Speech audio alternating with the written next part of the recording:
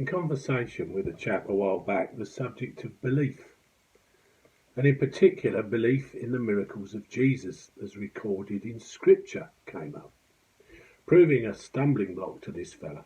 He could not under any circumstances accept them, or any other miracles for that matter.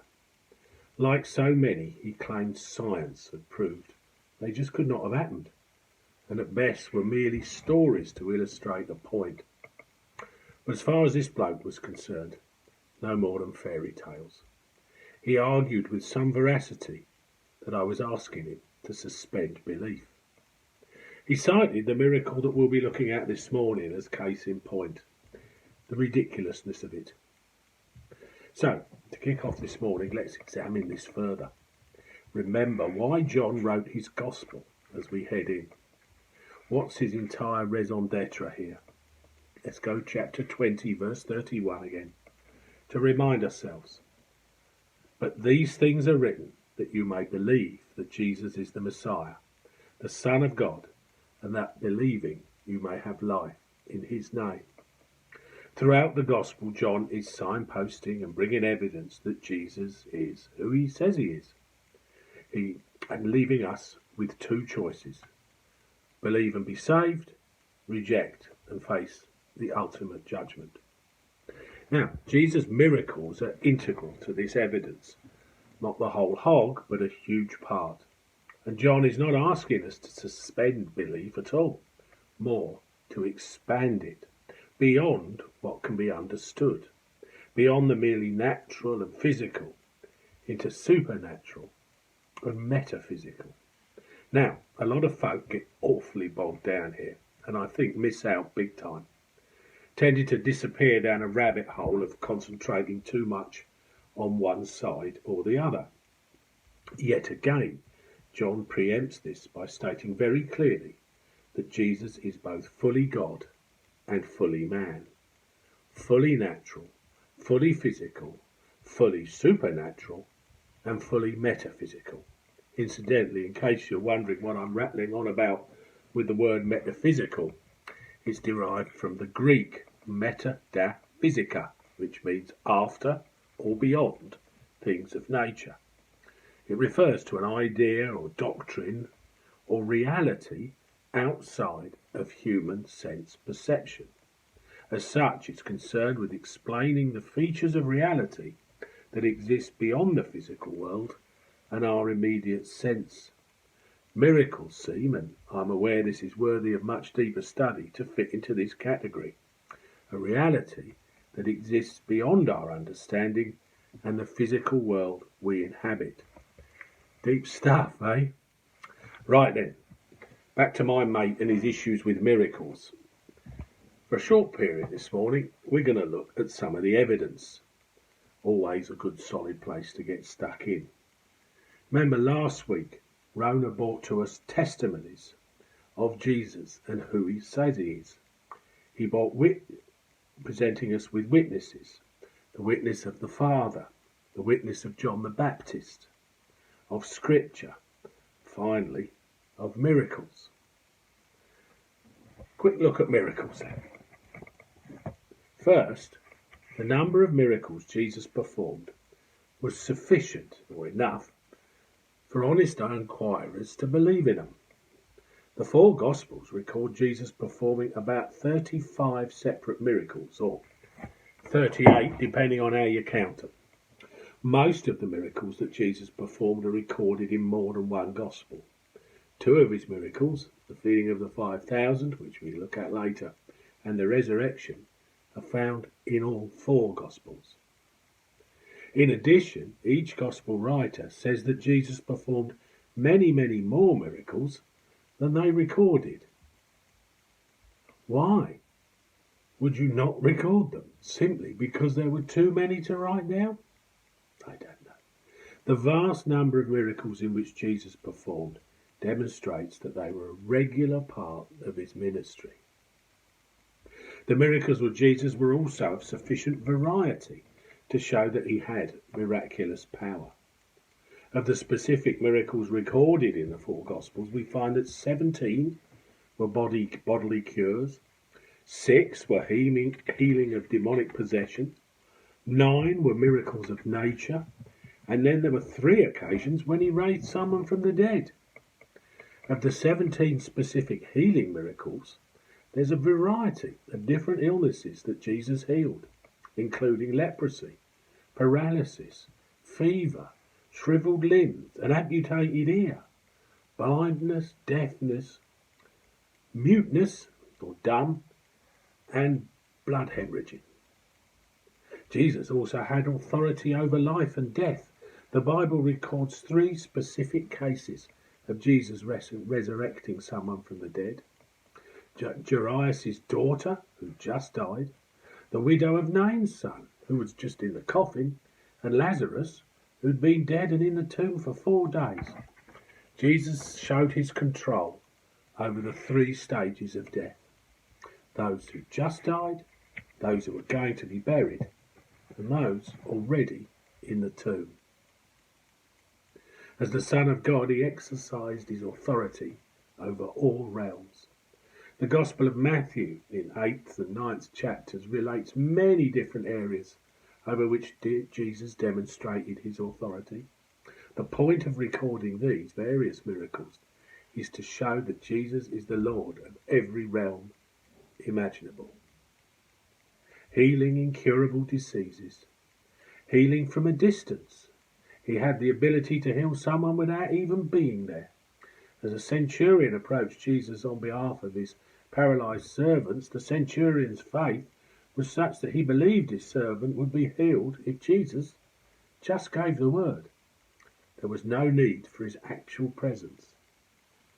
He exhibited power to heal when he was not present, nor even near the afflicted person. This demonstrates that he's the Lord of space and time. Not only Lord over disease, he's also Lord over nature. A great storm arose on the Sea of Galilee, covering a boat with waves, and he calmed the storm, displaying authority over nature, the realm of the visible world. Jesus also had authority over the supernatural realm. When Jesus met 2 demon-possessed men who were terrorizing the countryside. When Jesus approached, they cried out, "What have we to do with you, Jesus, you Son of God? Have you come here to torment us before my time?" He cast out demons into a herd of pigs, and the 2 men returned to normal. By doing this, Jesus showed authority in the area of the supernatural, or the metaphysical, the invisible reign. In one short boat trip on the Sea of Galilee, Jesus showed his authority over both the visible and invisible. He had authority over the forgiveness of sins. The account in Matthew 9, 1-8, where healing of a paralysed man, Jesus showed that his authority extended to the forgiveness of sins. He had authority over life and death. Even death is subject to Jesus' authority. Absolutely amazing, isn't it? That Jesus had authority over incurable disease, being able to heal without being physically present. He has authority over nature, over the supernatural. He has authority over sins, over life and death, and over the natural and supernatural at the same time. None of this ever happened in secret. Another important fact concerning Jesus' miracles is that they were done publicly, and the facts concerning the miracles of Christ were well known. If not, why would Paul make such a bold statement in Acts when he says, "I am not mad, most noble Festus, but speak the words of truth and reason, for the king before whom I also speak freely knows these things. For I am convinced that none of these things escapes his attention, since this thing was not done in a corner. It's all out in the open."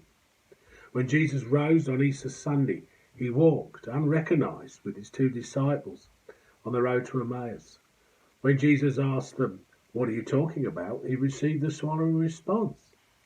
And one of them, named Cleopas, said to him, Are you the only one visiting Jerusalem and unaware of the things which have happened in these days? Everybody knew that Jesus performed miracles. Adding to that, the land of Israel was a strategic place in the Roman Empire, in the middle of a great crossroads. A large amount of travel occurred through the Holy Land. This is the spot where Jesus performed his miraculous deeds, not on some barren fringe of the empire where no one would observe them.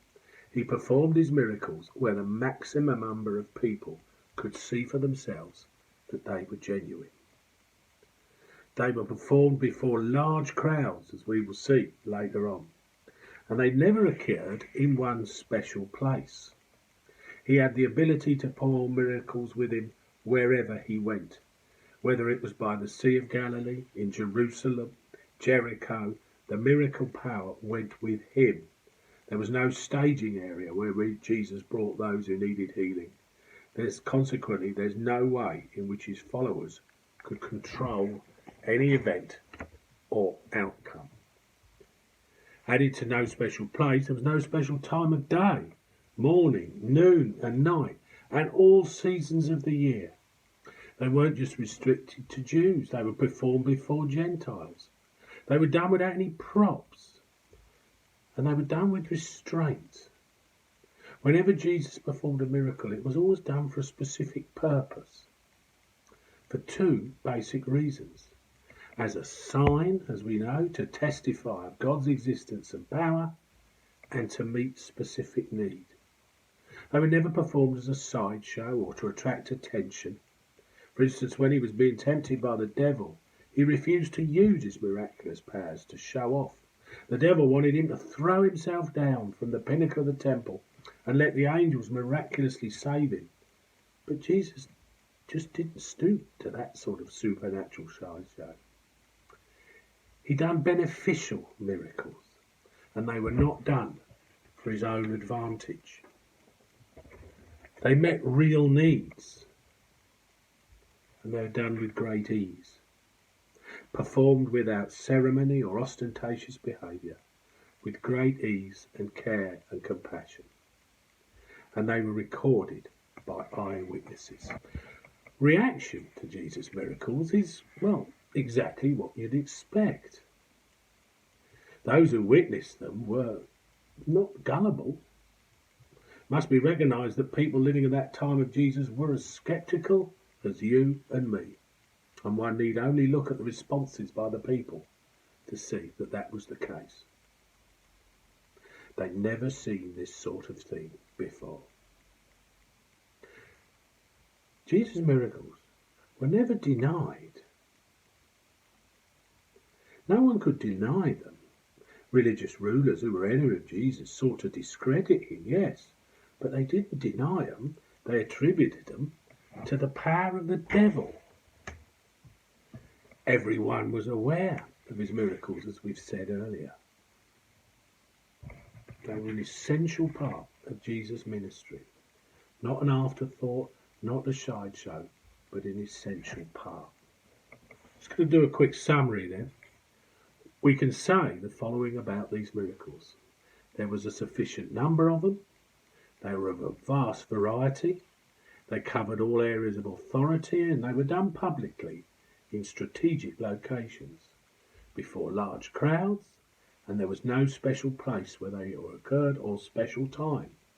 They were performed in front of Gentiles as well as Jews, without props and with restraint. Miracles that were beneficial, not for Jesus' own advantage, as they met real needs. And they in contrast to other miracles performed, or alleged miracles performed, I should say, by others. They were done with ease. They were recorded by eyewitnesses, and those who witnessed them had exactly the same reaction that we would have. They were never denied, and there was sufficient testimony to them.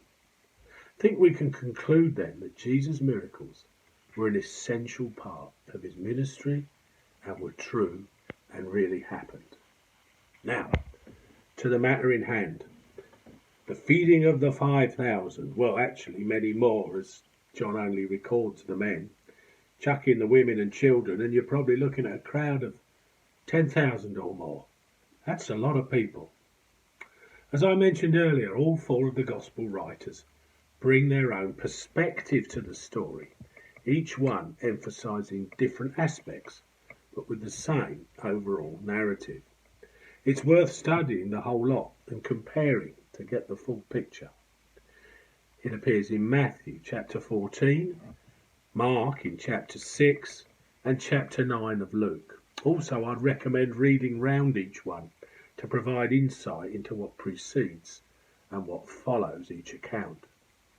And, of course, John in chapter 6, which is where we turn to now.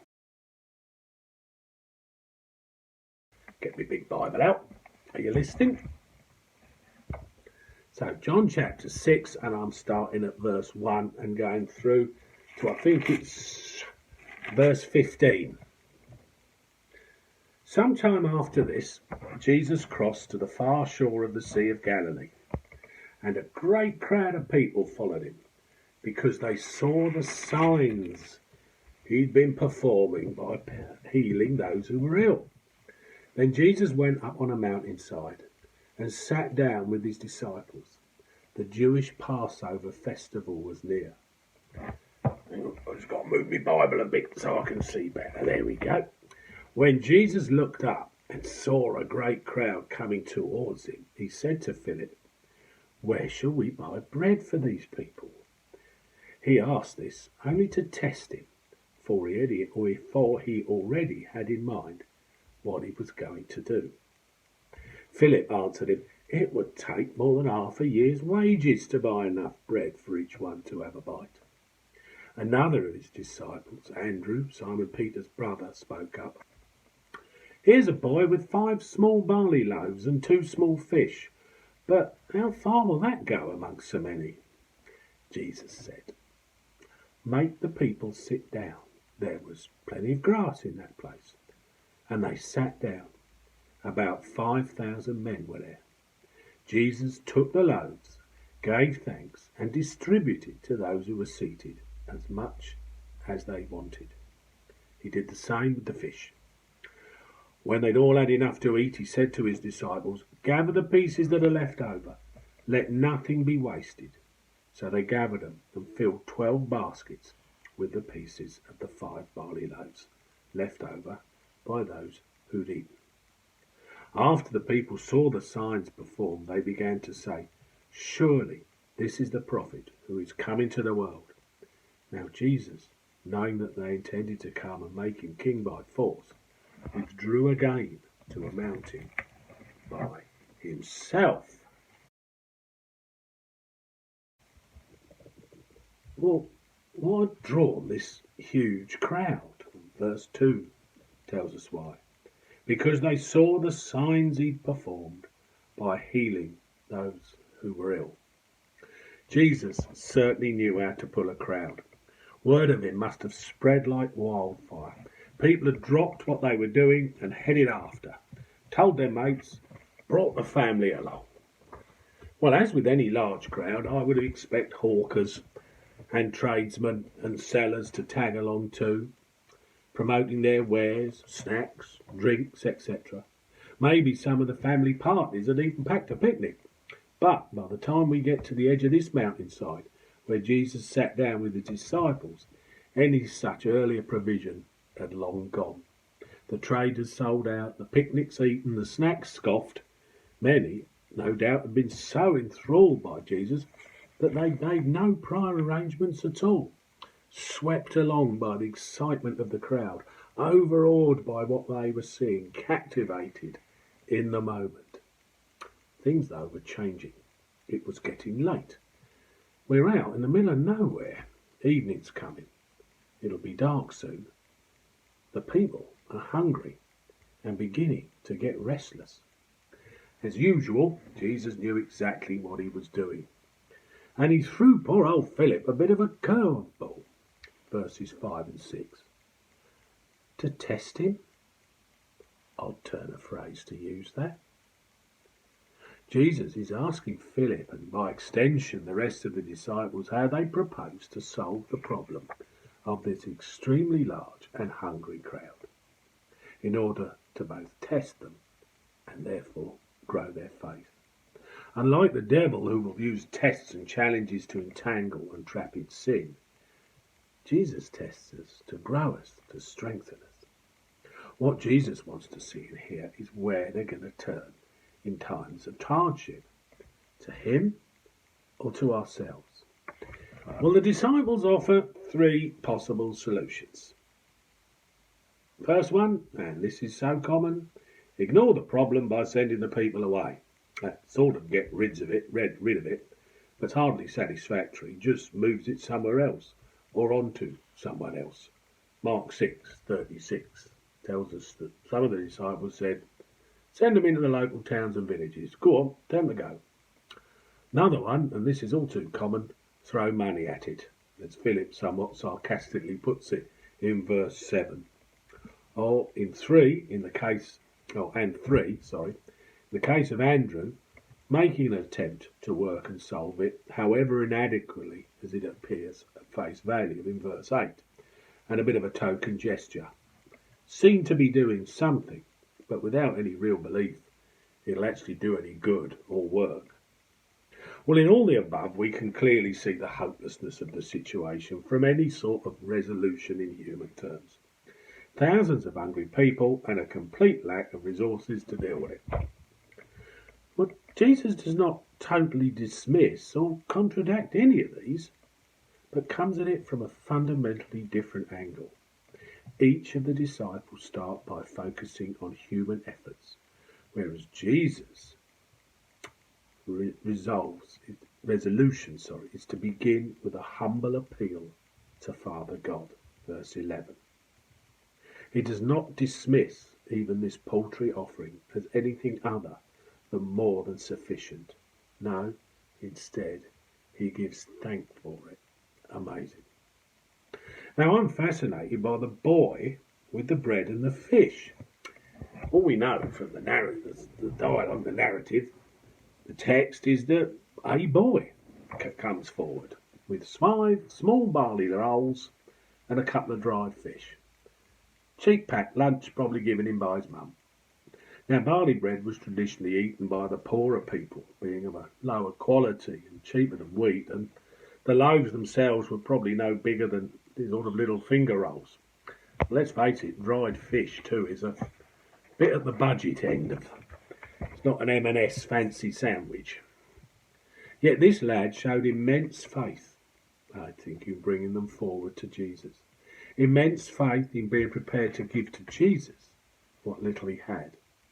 He could have kept his head down, looked after himself and eaten it all, and yes, it would have filled him up, but done nothing for anything else. His faith extended into the unknown. It's not like he knew what was about to happen, is it? Yet he came forward and handed it all to Jesus. It's an easy thing to hold on to what we have, or to treat what we do have as not adding up to much. Jesus says, bring it to me. Let me work with it.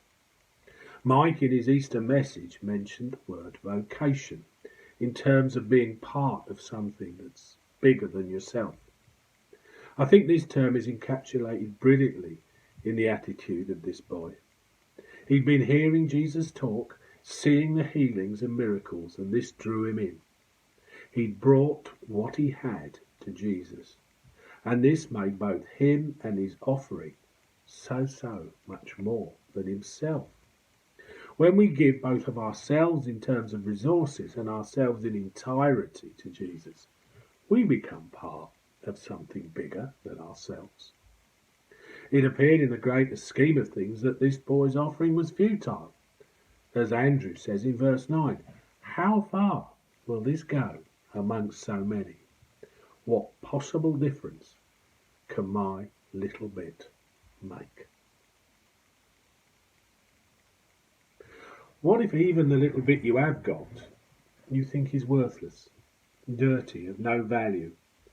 Well, this is where Jesus says, bring that to me too.